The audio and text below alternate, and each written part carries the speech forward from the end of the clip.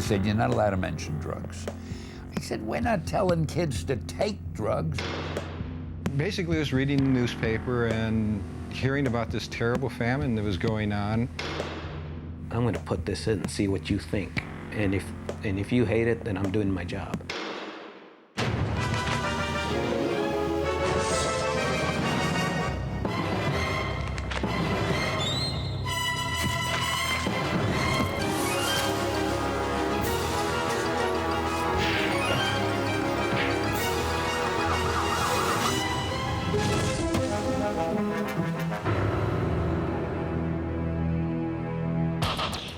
Comics are generally about people in tight-fitting clothing fighting one another.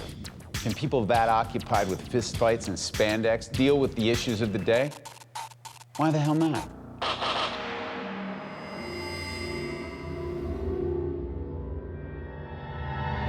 The idea of superheroes having a real-world effect is an interesting question.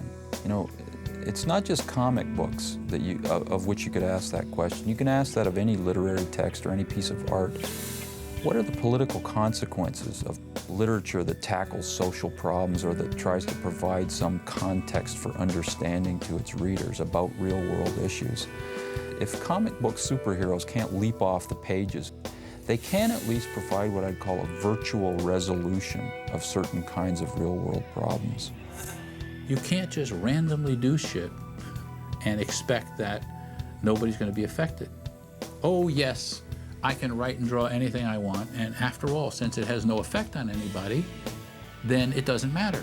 Well, guess what? It does. It has an effect on people. Could be good, could be bad. What do you want it to be? The responsibility of a writer could be summed up in 3 words: do no harm. I think if you're a popular writer, or a popular movie director, or actor, or lecturer, or politician, or whatever, the things you say and do are going to influence people.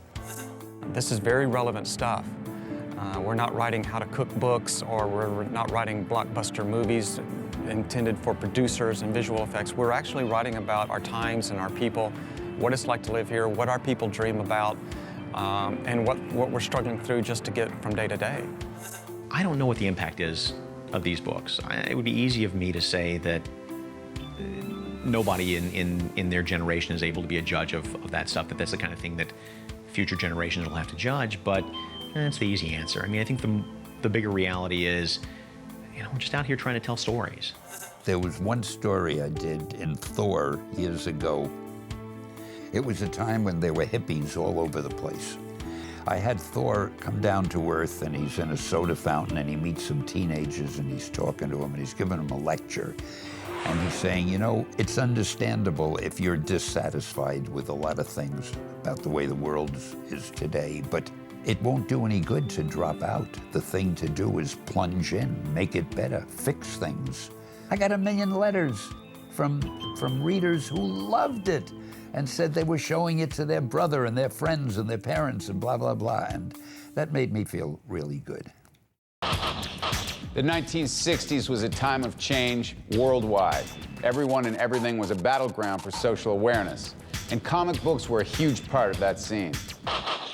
In the late 60s, a group of friends of mine and I decided that it would be very wonderful to do an underground comic on ecology and aim it at a really young audience and give them kind of some direction and some sense about the outrageous things that were going on in the environment. And we called it Slow Death Funnies. We had just landed on the moon in '69, and the cover was this awful monster rising from the Earth. And in its hair were all these various corporate logos rising out of its hair. And it had one long, horrible, withered arm reaching out, and it was just touching the moon. Last Gasp was really successful in choosing their arguments wisely. They decided to attack issues like environmentalism because nobody else was doing it at the time. And I think they really saw a need for somebody to speak out with these things. In the early Slow Deaths, I had a Slow Death eco quiz.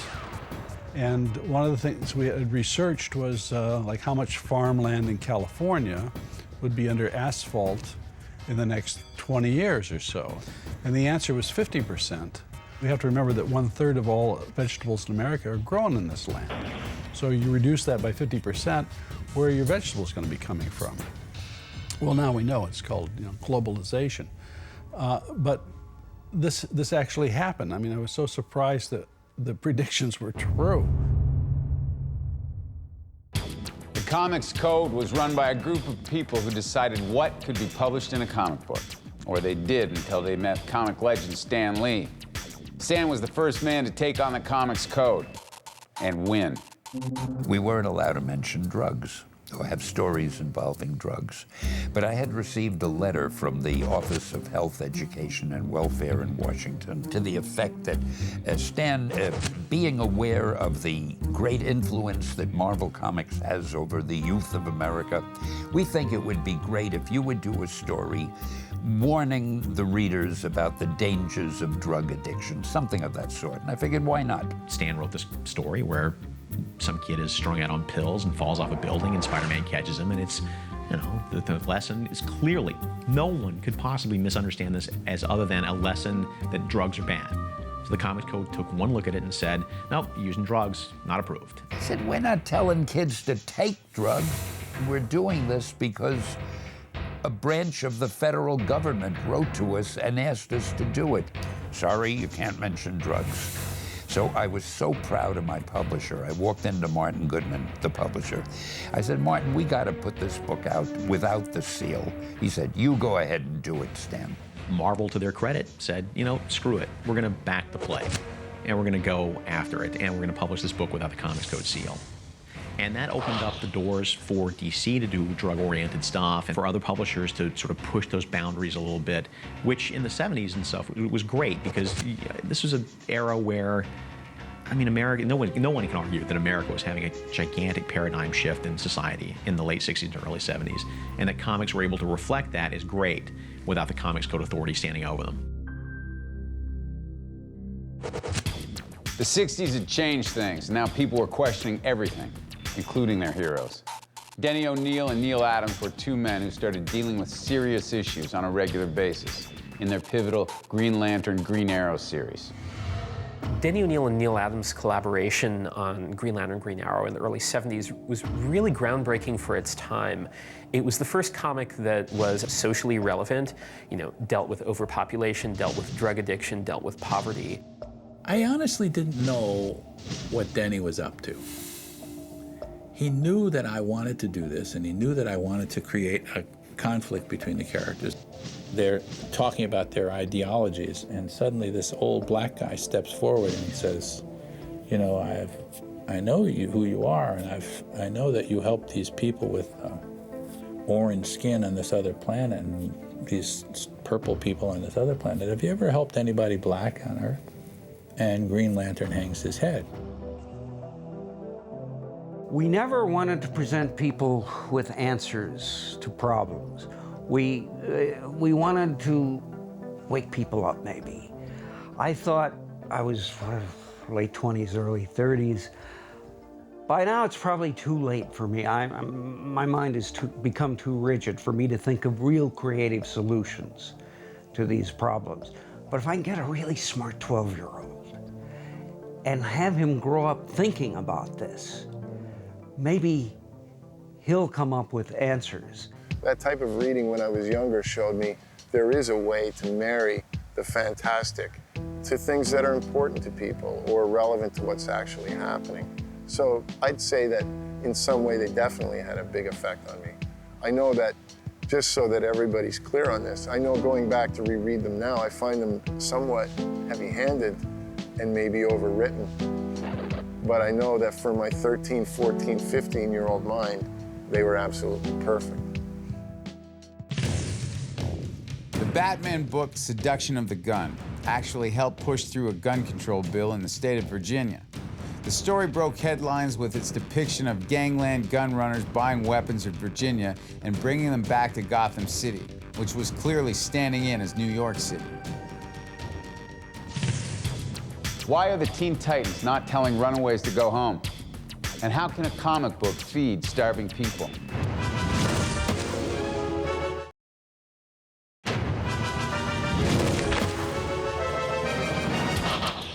After Green Lantern and Green Arrow's more mature approach, comics were forced to grow up a little, and there was no turning back.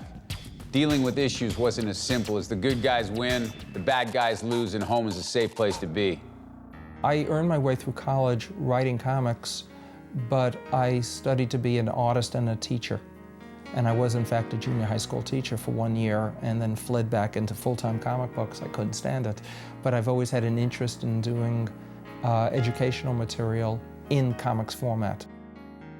Through the National Runaway Society, we did a several-part story in the Titans about runaways. And one of the strange things there, in going to several of the runaway houses in New York to research it, was to find out that the first thing we had to do was not tell the kids to go home, because very often, more than you'd believe, they were running away from a really horrendous situation.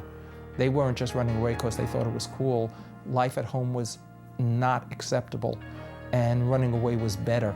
So what we talked about was how to find the runaway groups, how to avoid being taken up by the prostitution or the other things, but how to get counseling, how to go through that method rather than the standard at the time, which is go home, because that's not an alternative for those kids. And that was a surprise to me, which I never would have found out about had we not spoken to the people at the places themselves.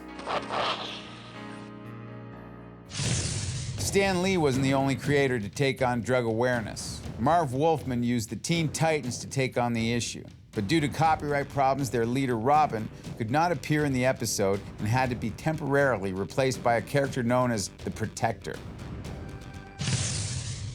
Bob Geldof was behind the music event of the 1980s, Live Aid, raising millions for famine relief in Africa.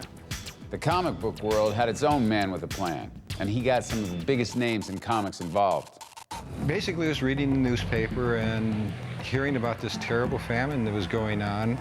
The rock stars were making money at it, and I thought, you know, we have a fan base. Maybe we can do something like that. We approached Marvel, I believe it was, to start off with, and we did one book for them. Getting it together was kind of interesting because we knew we wanted to get as many people in on it as possible so that their names could help sell the book. We got over to DC and started doing it. The printers donated their profits. We got everybody down the line to do that. The feedback from those books was pretty good. We did make some money. Both of them made about $500,000 each. Superheroes can be inspirational. They can inspire us to do things. For instance, about worldwide hunger, it's such a huge problem and I feel bad about it, but what can I do? To see a superhero handle it in his own way and provide some resolution to the problem in the pages of the comic book may really, in the real world, have the effect of inspiring the audience to seek out some kind of resolution on their own. In the 1990s, Grant Morrison made DC's little-known character Animal Man a hit.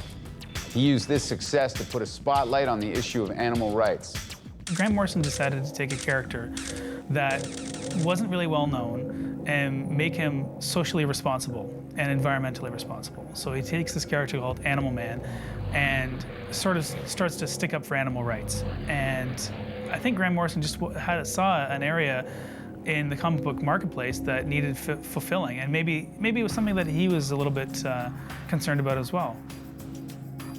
At the time of Animal Man, I was a serious, kind of, well, not a serious animal rights activist, because we know what those guys do, but I was an animal rights kind of, I would go along to the meetings. I was part of the Animal Liberation Front in the day before it became illegal, and it was a big thing to me. I was a vegetarian as well, so I felt as if I wanted to use the comic to put across some of those points, but at the same time the comic also taught me not to be so dogmatic.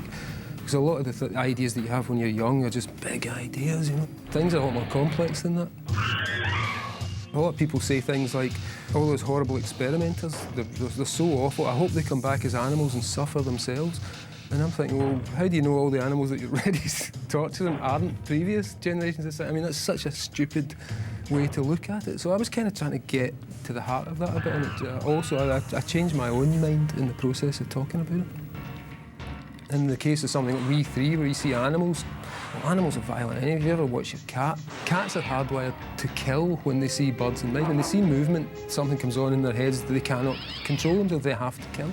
So I had to deal with that in We3. Again, you're writing a book about animals, but I thought, no, I'm not going to make them cuddly animals. I don't want this to be sentimental. I want this to be about animals as they actually are. And if you gave a cat a battle suit and threw a soldier at it, the cat would tear the soldier apart. And that's what would happen. But at the same time, I wanted people to be sympathetic to these animals because they'd been used, they'd been exploited, and those natural traits had been perverted. There's a genuine attempt to use the work to say something or to deal with something, and hopefully I'm not just a bizarre, solitary character. I think the things that I feel are kind of universal, so hopefully other people will be able to latch on to it. One of the most famous Iron Man comics that dealt with the very real problem of alcoholism was titled Demon in a Bottle. The cover showed Tony Stark, Iron Man's alter ego, suffering the effects of the disease.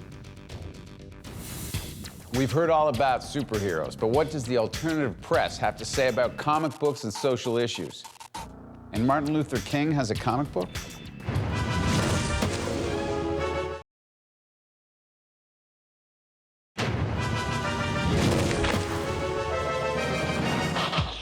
Homelessness, racism, famine.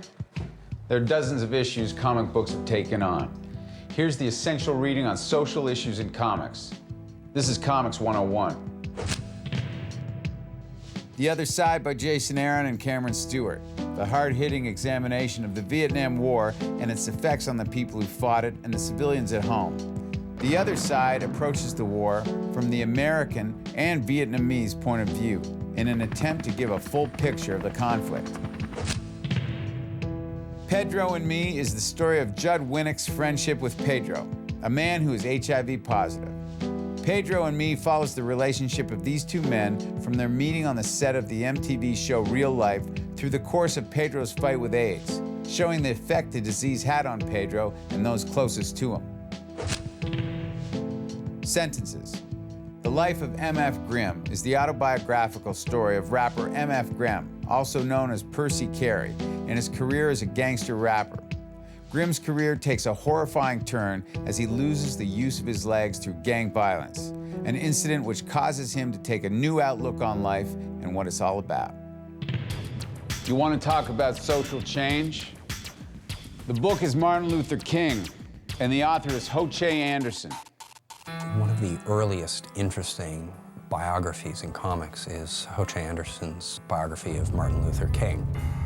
It came to be because Gary Groth, who is the publisher at Fantagraphics, said to me, dude, I want to do like a series of historical books. And I've been thinking for a number of years that I'd like to start off the line with Martin Luther King.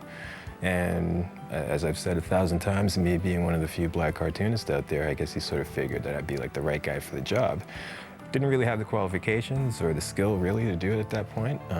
Especially strange given that, you know, the book I'd done previous was a porno book. Kind of a leap, but he saw something in me and decided to give me the gig. He relies very heavily on the actual words that King said, many of them fortunately recorded for history by illegal wiretaps. And it's a fascinating portrait of the man, not a exclusively flattering portrait of the man. The idea behind the book was not to deify King, but to kind of present to some extent him as kind of a real guy. I wasn't trying to take anything away from him, but I thought it was more interesting to kind of present some of his faults along with some of his triumphs. The idea was to try to comment on the times through the man to some extent. At the time, it was pretty well received. The only really negative thing we had was the King estate coming up to us and saying, please cease and desist. We no longer want this book out there. And I was expecting a whole big legal battle to come from that, but surprisingly, nothing more ever materialized. This is a work of art that involves as much of Ho and himself as an artist as it does, you know, just telling the story of Martin Luther King.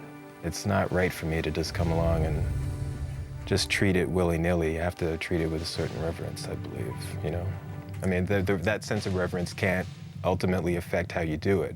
When it actually came time to draw it, I just let that stuff go and just sat down and did the work that I needed to do and trusted that I'd put enough preparation into it to make it work.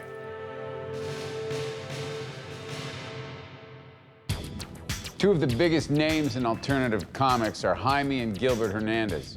The characters they've created in Love and Rockets, like the artists themselves, are never afraid to deal with the issues of the day.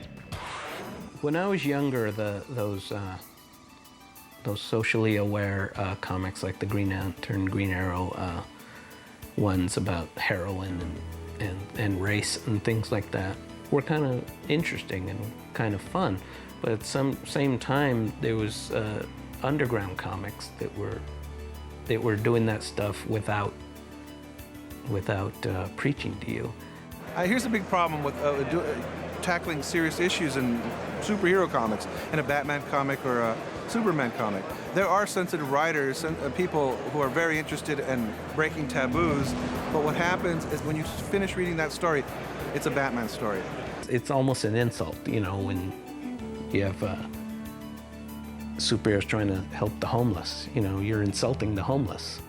Something like Love and Rockets, even though we're dealing with fictional characters, you can still sense that it's based in the real world. Doing about Mexicans living in Southern California was really easy because that just wasn't being done.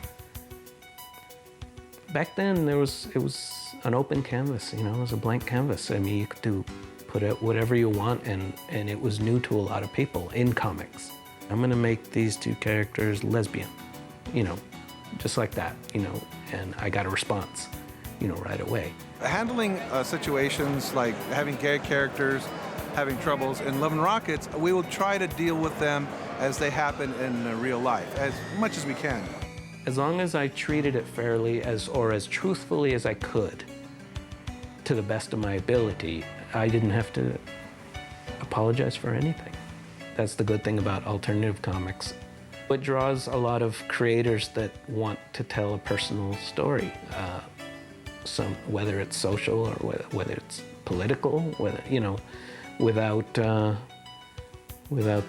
hand being dropped down on them. The comic book has to provide a satisfying resolution to a problem in the pages for the person who's reading it to feel empowered enough to seek a real-world resolution. Comic books of the 50s reflected the Cold War. Comics of the 60s reflected the social change of the times. And if you were to pick up a comic book today, you might be surprised how much of the world you recognize in its pages.